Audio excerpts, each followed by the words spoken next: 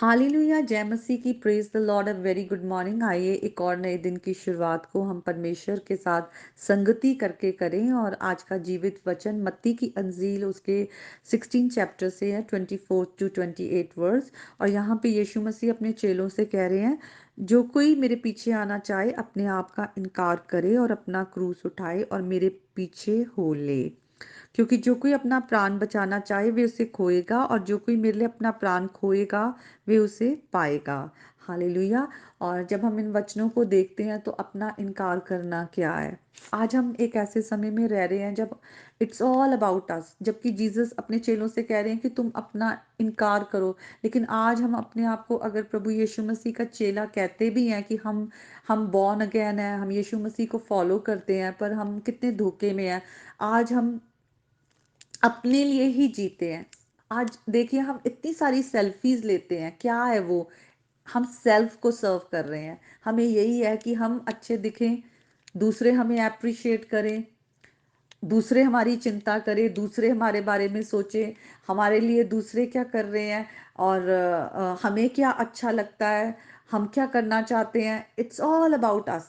हम अपने में इतने अब्जॉर्ब्ड हैं।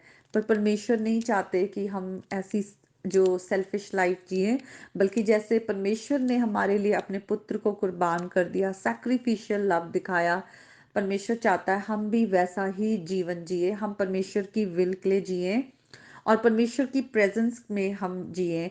खुदा का जो ओरिजिनल प्लान आदम और हवा की लाइफ में था, उनको खुदा ने बनाया और उन्हें अदन के बाग में रखा। खुदा का प्रेजेंस उनके साथ था, लेकिन पाप ने उन्हें अलग कर दिया। तो देखिए कैसे पाप अलग कर देता है। परमेश्वर से अलग करके लाइफ कितनी हार्ड हो जाती है। हमें लगता है कि जब हम परमेश्वर से दूर हैं और अपने पाप में जी रहे हैं तो वो जिंदगी बहुत अच्छी है, वो हम अपनी मर्जी से जी रहे हैं। ये हमारे लिए धोखा है, क्योंकि आगे हम देखते हैं लिखा है, जो कोई अपना प्राण बचाना चाहता है वो खो देगा, लेकिन जो कोई अपना प्राण खोएगा वे उसे पाएगा। जब हम अपने आप को अलग कर लेते हैं परमेश्वर से, तो हम वैसे भी नाश की ओर ही जा रहे हैं। और आज जिन चीजों के लिए भी हम जी रहे हैं वो नाशवान है, वो सब खत्म हो जाएंगी। हमारा शरीर भी खत्म हो जाएगा अगर हम अपने लिए सिर्फ सोचते हैं। लेकिन अगर आज हम अपने आप को डिनाई करते हैं और प्रभु के पीछे चलते हैं, तो हम हमेशा का जो जीवन प्रभु यीशु मसीह हमें देते हैं हम वो पाएंगे। हो सकता है इस संसार में हम वो सब चीजें जो हम चाहते हैं, हमारी सेल्फिशनेस को जो पूरा करती है, हमारे सेल्फ को पूरा करती है, वो हमें ना मिले। लेकिन जब हम इसको रिजेक्ट करते, अपने आप को, सेल्फ को रिजेक्ट करके प्रभु की इच्छा के लिए जीते हैं, तो प्रभु के पास हमारे लिए बड़ा रिवॉर्ड है, इटर्नल लाइफ है। और यहाँ भी प्रभु हमें रिवॉर्ड करते हैं, यहाँ भी प्रभु का प्रेजेंस हर वक्त हमारे साथ है। प्रभु में जो हमें सच्ची खुशी आनंद मिलता है, उसके प्रेम से हम भरे रहते हैं, जो पीस हमारे जीवन में रहता है, वो उसकी कोई कीमत नहीं।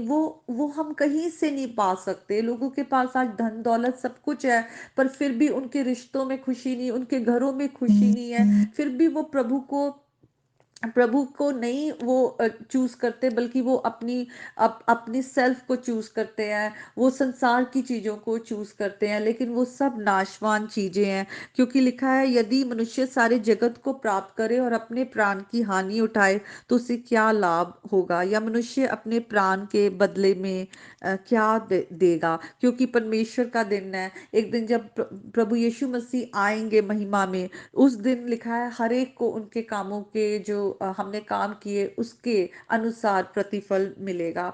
तो आज हम अपना समय खराब ना करें। हम आज अपने जीवन को प्रभु के हाथों में दे, प्रभु की इच्छा के लिए जिए। प्रभु की इच्छा में जीने में बहुत ही आनंद है, क्योंकि हम अपने लिए नहीं, फिर प्रभु जो हमें कहते हैं, हमें दूसरों के लिए ब्लेसिंग बनने के लिए कहते हैं, दूसरों की मदद करने के लिए कहते हैं, दूसरों को प्रभु के साथ रिकंसाइल करने को कहते हैं। ये बातें बहुत जरूरी है। और इसमें इतना सेटिस्फेक्शन है, इतना पीस है, जब हम अपने लिए ना जीकर दूसरों के लिए जीते हैं। मैं आजकल, जैसे मैं यहाँ कनाडा में हूँ और जिस एरिया में मैं वहाँ रहती हूँ, वहाँ पर मैं एक चर्च के साथ जहाँ मैं जाना शुरू किया है, फिलिपिनो चर्च है।